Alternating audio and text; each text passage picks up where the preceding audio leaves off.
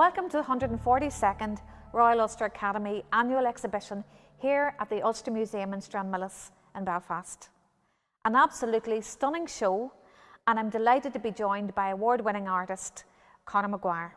Connor, it's brilliant to have you here, and right beside your painting, monumental as it is, called Time for Anarchy. Thanks very much, Noelle.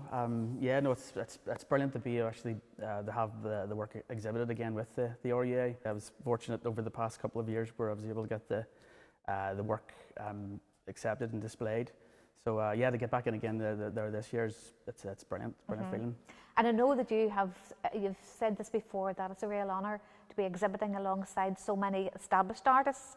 But I think, Connor, you have to admit that you have become very well known. You've won many awards, both in a range of media. I know that you were telling me earlier that you are an artist, but you also work as an art technician, but you also have your own picture framing business as well. So you're involved in quite a number of things that keep, I suppose, keep you or afloat, like, and stuff yes, like that. Yeah, financially and every other so way something as to well. fall back on and stuff, Noelle. You know.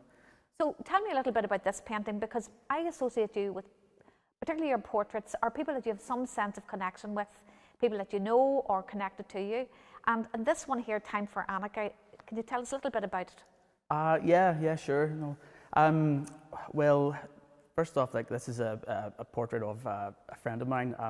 His name's George Carling. He's actually a circus performer. Him and his wife, Maya Mo. They would actually travel throughout Europe, performing, just circus acts, but extreme circus acts, like from flame throwing with their mouths and swallowing swords. Really exciting and pretty mad, actually, if you ask me. Sort of acts. But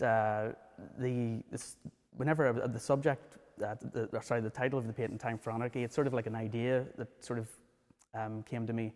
Well, living in these particular times, like, you have like certain crises that are going on. You had COVID, you had the more recent events like some mortgage crisis, different things going on, everything's a bit chaotic.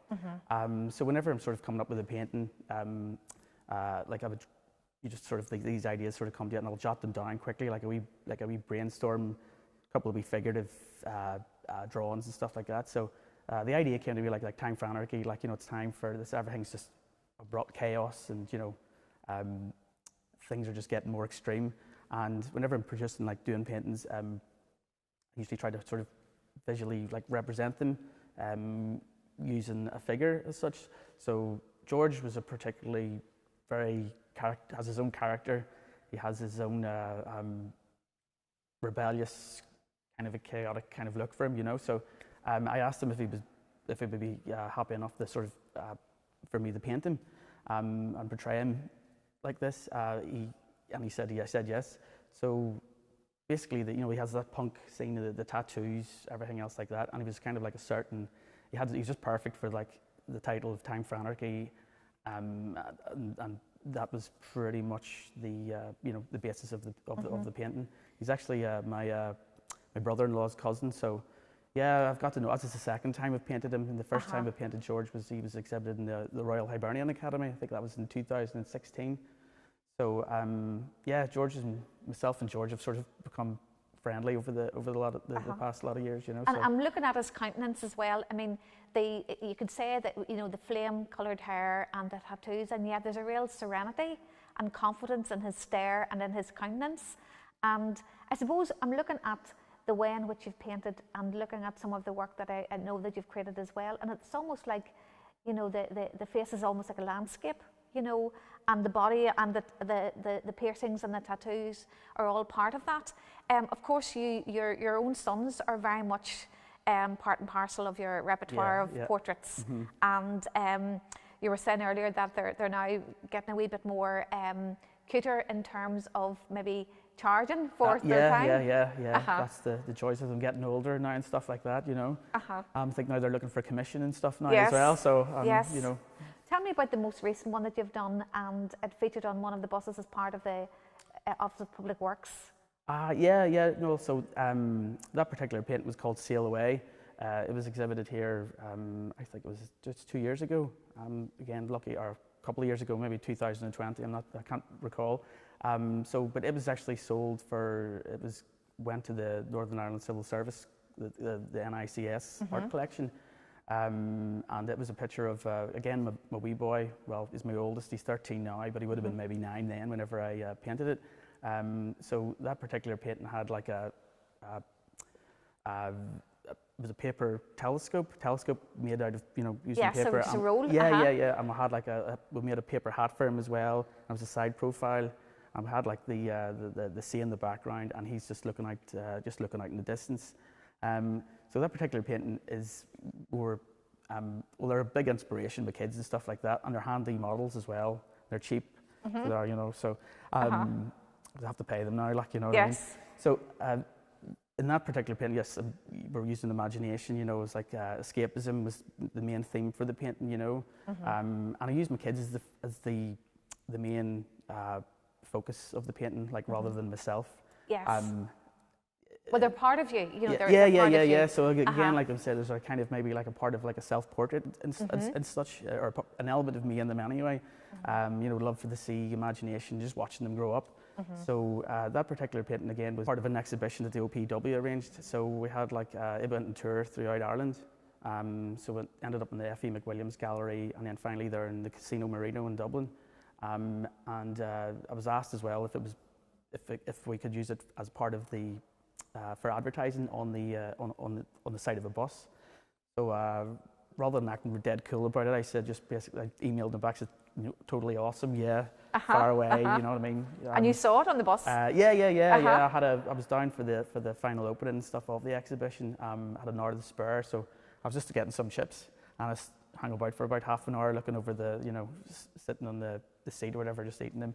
There was nothing, so I gave it half an hour and then just left, and then was just walking up the road, and there it was pulled over. So I went over, just cut a couple of snapshots, and a few people at the bus stop were just giving me weird looks and stuff. What are you doing? So and then whenever you point it out and says, oh, it's my painting, it's on the side of a bus. So it was pretty surreal to see, like, and it was pretty cool. And a real moving canvas. A great you could say that as well, like, and stuff, you know what I mean? So congratulations. I mean, that's a big coup. No, it was brilliant. It was brilliant, sort of, to see it actually just there on the side of a bus going through, like, it was O'Connell Street, going up through the main streets of Dublin and everything like that. So it was a big boost, a big push and stuff, So and the OPW, they put on a big show as well for the whole. There was other artists that are in this show. Daniel Joseph Nealis, as you know. Stephen Johnson and Alana Barton. And I think I think that's the three names. If I've left anybody out, like, sorry. So they were all involved in the exhibition as well. And have you always been interested in portraiture? Yeah, pretty much, like, and stuff, I'd be more interested. I mean, I would love the drawing element to portraiture as well. It's so much looser. I was working like charcoal, white chalk, pencil, and I would work on like a grained paper. Usually it's Strathmore paper. It's like a pastel paper. Yes. And I love the sort of loose elements you can get whenever you're creating these, like, I think Kyle Barnes once, you were saying about landscapes and stuff like that of the face. So I can relate to what Kyle Barnes was saying in some of his. There was an interview with him in some of his paintings where he was saying it's like a landscape. But whenever I'm drawing someone, again using my kids again because they're just handy again as references. And I just love drawing. Like, I'll just draw more. You can draw the same subject over and over again. So whenever I start off the drawing itself, you're creating like these imaginary universal, these points on the paper, and this, like, a reference has to match up with this point. The lines that would run through the face, everything has to be in proportion, composition, and then there's just, you can produce, rather than the paintings themselves, where I use a lot of detail and stuff like that. With the drawings as well, they can be quite loose, so you don't have to put in as many marks, but sometimes it's just like a few suggestive marks can create like something more detailed than that of a painting. And the fact too that you capture the essence of the person is very important as well. Yes, and it's interesting because this piece is in oils behind you. Yes. And it's interesting because while it's very much representational, there's something of a surreal quality about it as well, And we were talking earlier about the kind of the storyline and the narrative behind your paintings and your work,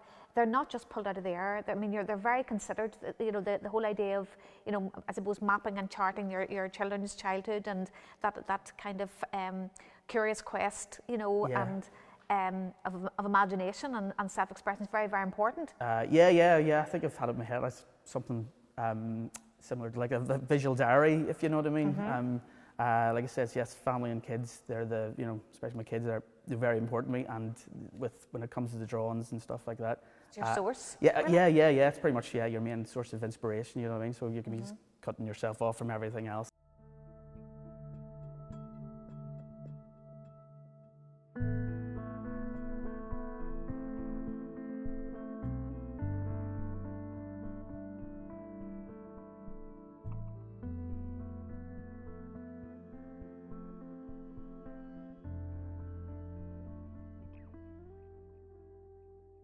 We were talking there about, you know, your full-time commitment.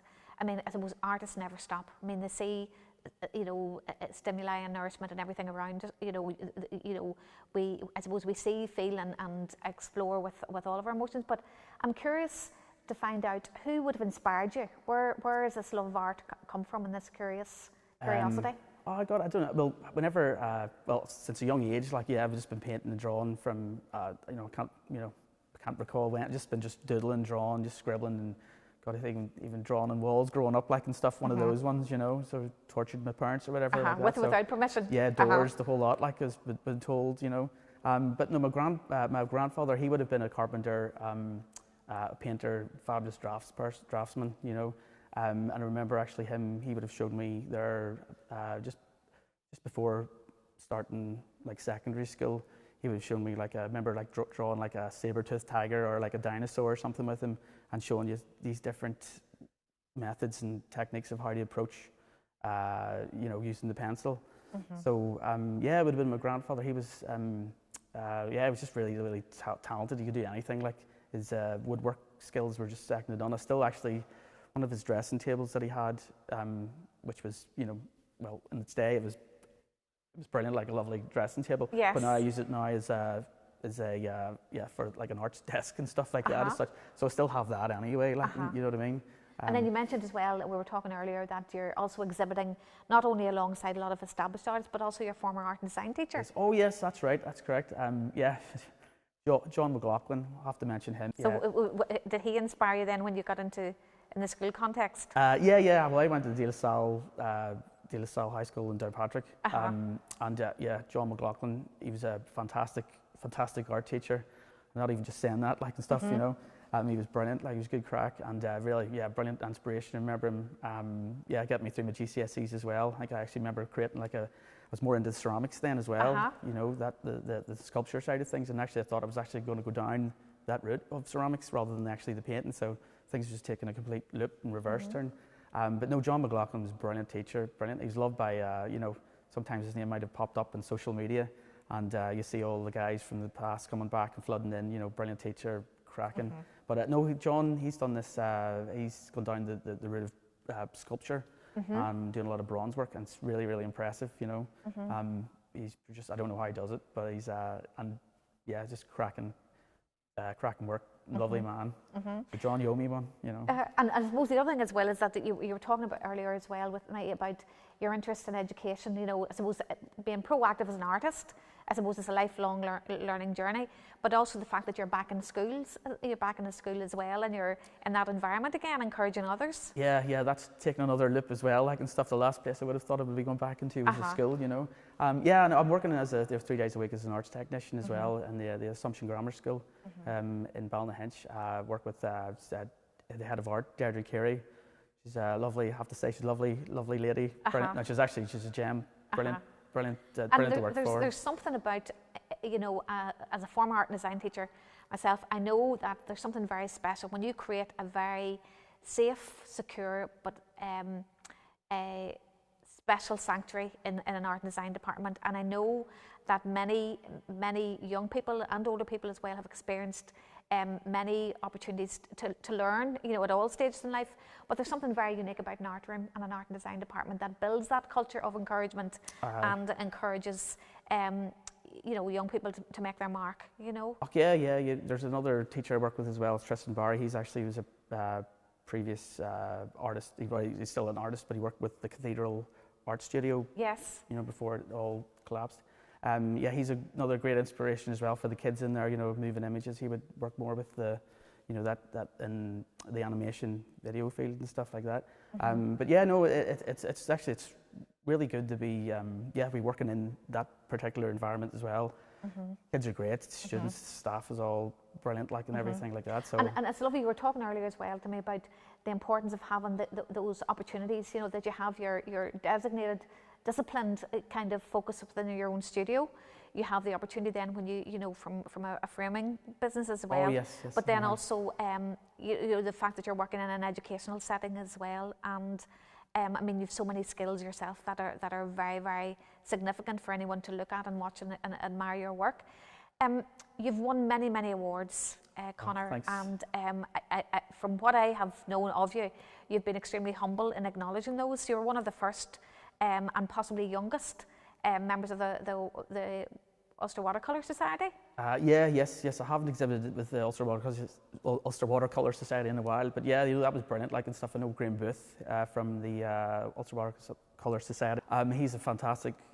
He's brilliant. He's been brilliant advocate for it, and he's been so dedicated. Oh yeah. No, he's brilliant. He's been the Artists Illustrators magazine as well, up for so many awards, and some cracking artists as well. And I think watercolours as well is a really hard. I used to actually work in watercolours for, you know, starting off, and would have been my main medium as well to be working in. But I haven't actually been using watercolours in a while. Like. And what changed, or why did you make the change? Is it that maybe there's more flexibility within working with oils? Yeah. Well, I mean, obviously the colours are a lot richer as well with the oils and everything. You know, whenever I was working with like watercolours and gouache and stuff like that, it was be more of like an illustrative as well, very tight. Were small paintings, and perhaps wanting to go into more bigger canvases and working larger. The oil painting sort of seemed to just sort of fall its way into it. I meant to actually have meaning to start working on like egg tempera as well, so that's been sort of on the go for the past 2 years. But every time, you know, it's another form of it's another level of dedication where you have to maybe put the oils aside, working on egg tempera, but it'd be the same sort of, whenever I approach my paintings as well, I'd be looking, sometimes I'll be working like cross-hatching techniques, something similar with the egg tempera, but you're putting in thin layers, and so I'm using the same techniques as an egg tempera that I would use in the oil paints. Yes, you know, and so. I mean that ability to be so prolific and move across from, you know, watercolour and then to oils and then mixed media and then to explore as well with your printmaking, you know, and explore the mark making in a different format as well is interesting to see too. I never actually, to be honest, a lot of printmakers are going to hate me for saying this, but I never really liked prints, you know, like printmaking and stuff like that. But it wasn't until like the recession kicked in, maybe around 2007 or 2006, or around that area anyway. I thought like started in the working, you know, I bought a press, and I was doing a lot of wood cuts and like lino cuts and stuff like that. And now, I love printmaking. Love it. Like, I mean, I have some of the works that I've seen in here as well, like the dry point etchings and stuff. You know, we have Robert Peters as well. He would be popping in now and again to the school, and friendly with him. He's a brilliant artist too. So I'd like to go down more into the etchings and the dry points and stuff like that. So, and I did it was a book commission there as well, just finished. Well, congratulations. It was really interesting. I think it was an Irish folklore thing, The Voyage of Muldoon. So it's an American publisher, Portland, Oregon, and it's a hand finished book or whatever. So it's really it was a book made up of like say 15 illustrations in the form of woodcuts. So that was a nice commission, and it's released next year, you know, around spring or something like that. So and it seems to me that regardless of scale, because I know your work has got incrementally larger more recently, and you were telling me that you love working on this scale, that you have a real attention to detail, you know, whether it's print, you know, obviously moving through the watercolour, you know, phase as well, but also when you look at the detail that you're getting with the oil paint, you know, on these portraits and the previous portraits, I mean, it's amazing, but because to zoom in on almost, you can imagine almost pulling one of the hairs off his head. Oh, right, you know, right, it's a fantastic, it's a fantastic skill to have.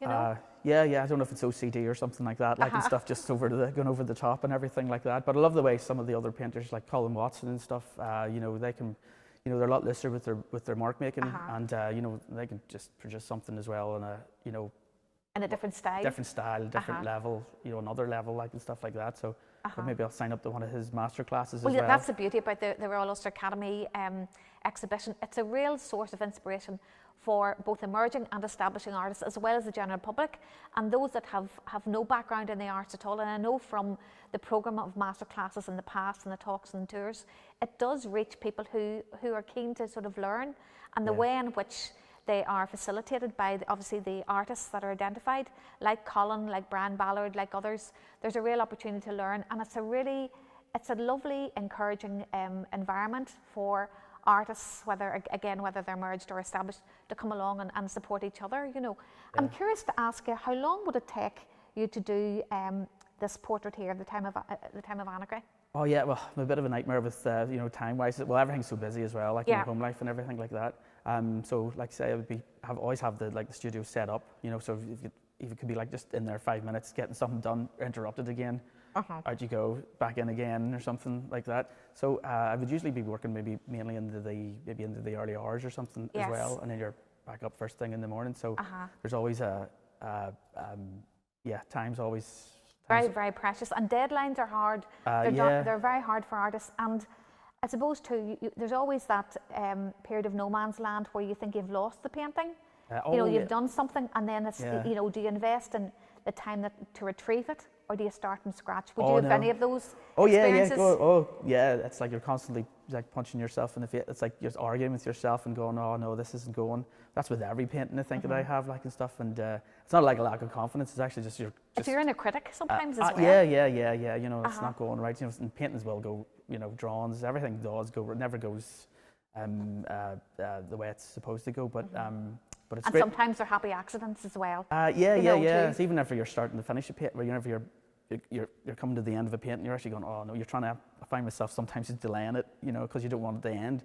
And then whenever you know it's over, God, I have to go straight back into something else, because I think if I'm not painting, I'm sort of at a loss, like, and stuff, you know. So I need to be working and painting. And how do you nurture and inspire yourself? I mean, your family is very, very important to you. But how do you sustain, even in challenging times where maybe the inner critic is working overtime, or you're meeting deadlines, or you're grappling with a piece of work? You know, what do, you know, to keep yourself sane within the context of? Continuing the work. Oh God, I don't know. It's just sort of one of those things. It's just I just plug on, like, completely, just driving on through it, like, and stuff, you know. Yeah, because I think you do have to push through that pain barrier, whatever, how it manifests itself. Yeah. I mean, even when I'm bored and painting, you know, you're angry, you're painting sad, you know, all those emotions, happy, you're just painting. So I don't know, like, I mean, that's one of those things that addicted to, you know.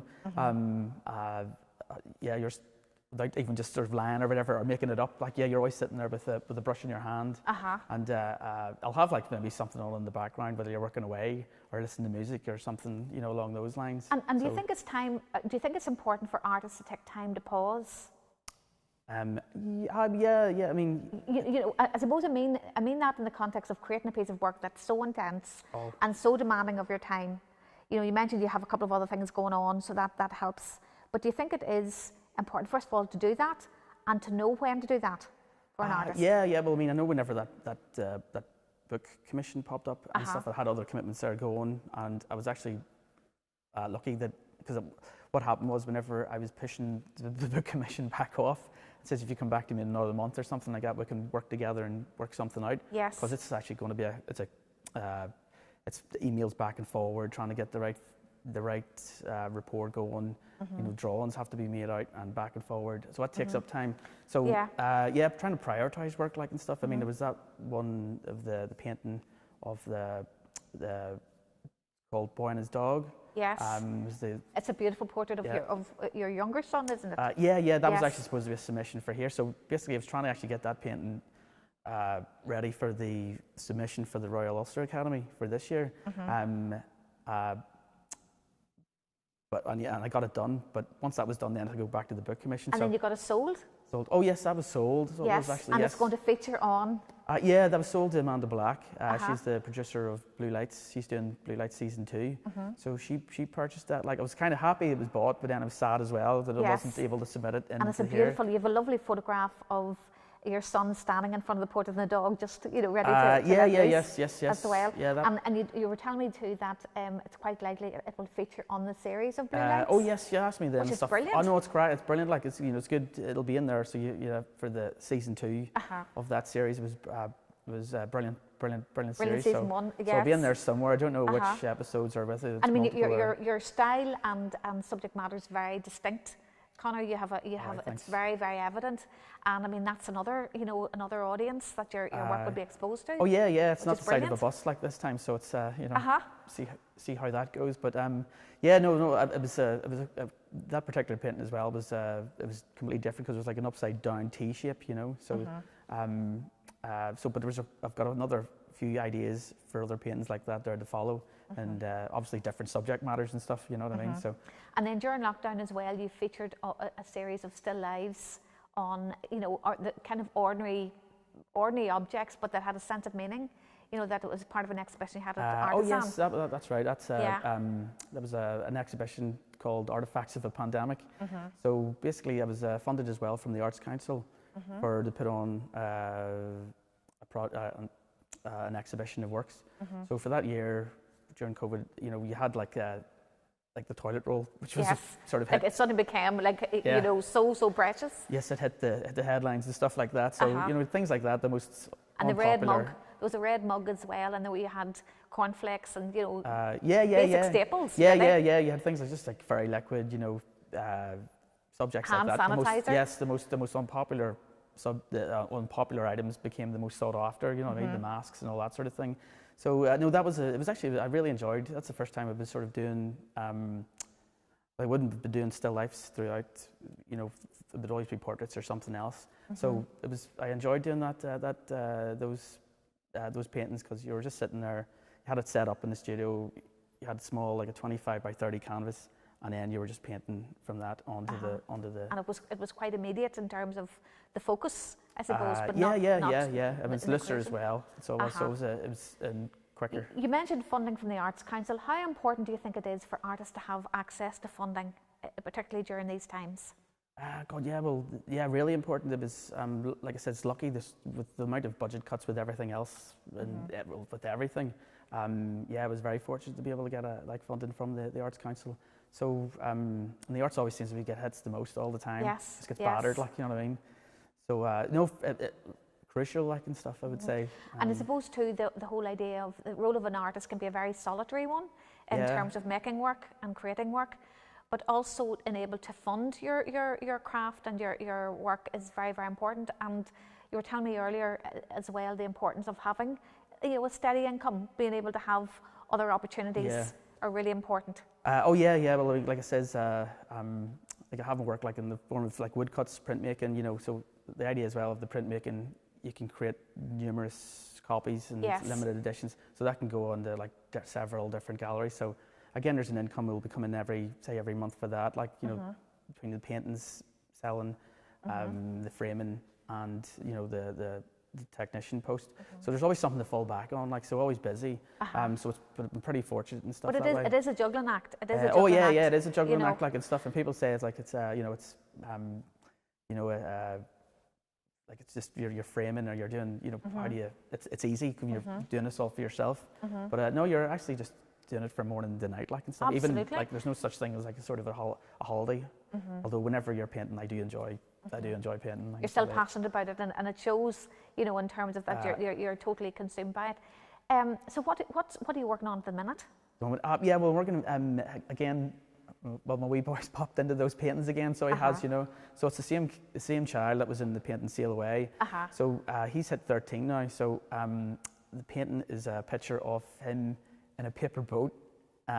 He's got the paper hat again, and he's got it was a wooden spoon, but it's obviously a large wooden spoon. Like a paddle? Like a paddle, yeah. So, and he's in picture at the background will be like in the sea again, and Trella's in the background. I love Trella Beach. I don't know if it pops into the paintings ever. It's my favourite beach in the world. A lot of my mates will disagree with that, like and stuff. And you're Belfast born and bred. Yeah. Oh yes. And proud of it. Yeah, absolutely.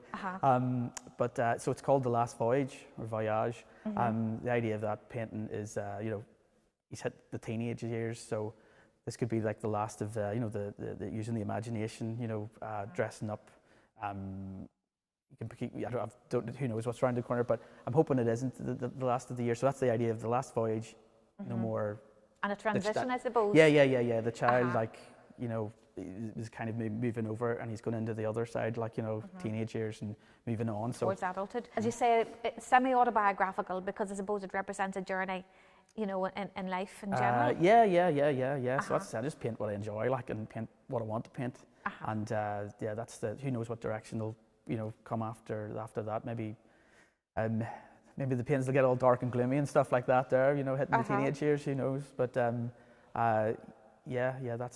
And it's interesting too, most people tend to buy portraits of themselves or people that they know, but there's something about the portraits that you have actually chosen to do and the subject matter that appeal to everybody. There's something, whether it's this piece here, or again, the portraits of your son, there's something that resonates, whether it's the innocence of a child or the curiosity of a child or the self-expression of somebody who's happy in their own skin. There's something very, very powerful about that. No, cheers, thanks very much, Noelle. Whenever I'm doing portraits of my kids or other people that I know. Yes. It's kind of more like a universal, just because it's a picture of my kids doesn't mean to say, it's my kids. It's pretty much like a. Because the context that you set around those are very, very important to you. Yeah. Like I says, the idea is to have kind of like a universal kind of relation. Someone can look at it. I relate to that or something. Regardless of culture, regardless of language. Or the person who's in it, and stuff. You know what I mean? Yes. So, like I says, like George here with Time for Anarchy.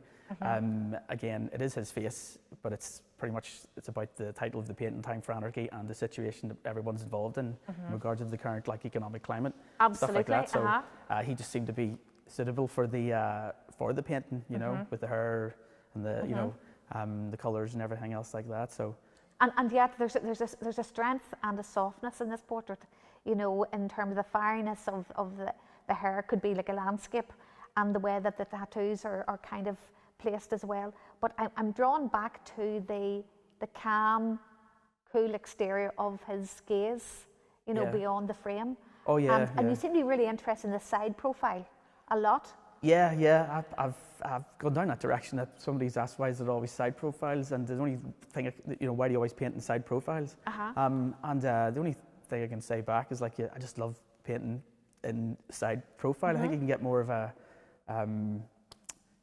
more of a impact statement or whatever. I know whenever I go back to the boy and his dog, and stuff like that. So basically, the composition's really important. If you break it all down into the basic shapes, there's the grass at the bottom, so it'll just be if you look at it, it's just a rectangle. Yes. Then you have sand, another rectangle. So it's like layers. Pebbles again is in a rectangle, and what I'm doing is just pretty much focusing on the you'll have the dog, and there's an outer the lower canvas is bigger than the upper canvas, So basically what I'm doing is focusing on the subject itself, and it just makes more sense, and it just looks more appropriate. And I suppose looking at this one in the Time of Anarchy, the gaze is beyond, it's not contained within the frame, it's gone beyond the frame itself. Well, George, he's very powerful. He's a confident guy as well, so he is, you know what I mean? Whenever you're swallowing swords and breathing fire or whatever. So, George he just comes out with, like I says, he looked perfect for the particular painting and stuff like that, and for the title as well, like Time for Anarchy. It